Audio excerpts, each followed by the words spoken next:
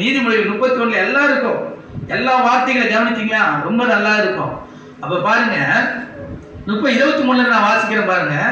அவள் புருஷன் தேசத்து மூப்பர்களோடு நியாயஸ்தலங்களில் உட்கார்ந்திருக்கையில் பேர் பெற்றவனா இருப்பான். யாரால?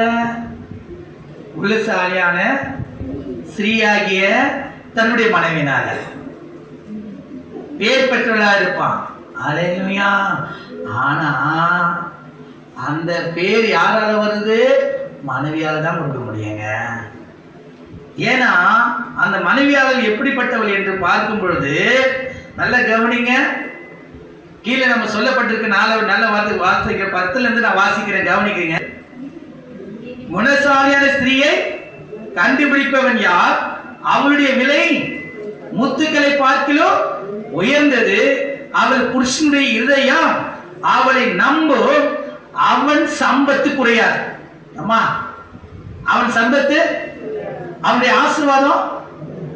நிறைய பேர் ஏன் தான் இவளை கட்டின்னு வந்தனும், இவளால தான் நான் தரித்திரமானேன்னு சொல்லுவாங்க. அப்படி இல்லை, என் மனைவியால தான் நான் இப்போ உயர்த்தப்பட்டிருக்கேன். வீட்டினுடைய காரியங்கள் எல்லாம் எப்படியா?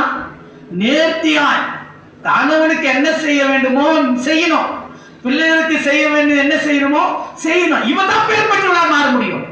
12ஆம் வசனம் வாசிக்கிறேன். அவள் உயிரோடு இருக்கிற நாளெல்லாம், அவள் மனைவியானவள் உயிரோடு இருக்கிற நாளெல்லாம் அவனுக்கு தீமை அல்ல. என்ன பண்ணக்கூடாது? தீமை என்ன? துரோகம். ரெண்டும் ஒண்ணுதாங்க. துரோகம் பண்ணக்கூடாது. அவன் கணவனுக்கு தான் முதலாவது அன்பு செலுத்தணும், மற்றவங்க பிள்ளைக்கே செலுத்தணும். தெரியுமா? என் பிள்ளைக்கு போடுறத விட எனக்கு எல்லாத்தையும் கவனிச்சும் போது அப்புறம் நான் என் பிள்ளைகளுக்கு நான் இறங்குவேன். அல்லேலூயா. தகப்பன் தன் பிள்ளைக்கு இறங்குறது போல ஆண்டவர் சொல்லுகிறார். அல்லேலூயா. அப்ப பாருங்க, கணவனுக்கு தான் முதலாவது அன்பு. கணவன் இல்லாத பிள்ளை வர முடியாது, கணவன் இல்லாம உறவு வராது. அல்லேலூயா. எப்போ நீ தாய் தகப்பன் வீட்டை விட்டு வெளியே வந்த உடனே கணவன் தான் உனக்கு எல்லாமே. அதான் சொல்லு, மரணம் நம்மை பிரிக்கும் வரைக்கும் அப்படின்னு உடன்படிக்கப்படுகிறது. ஓகேங்களா? அதனால 15ஆம் வசனம் வாசிக்கிறேன், கவனிங்க. இருட்டோடு எழுந்து, எப்படி? இருட்டோடு எழுந்து தன் வீட்டாருக்கு ஆகாரம் கொடுத்து தன் வேலைக்காரிகளுக்கும் பழி அடிக்கிறாராம். நான் சொல்றேன், நம் வீடு முழுவதும் எப்படியா இருக்கணும்?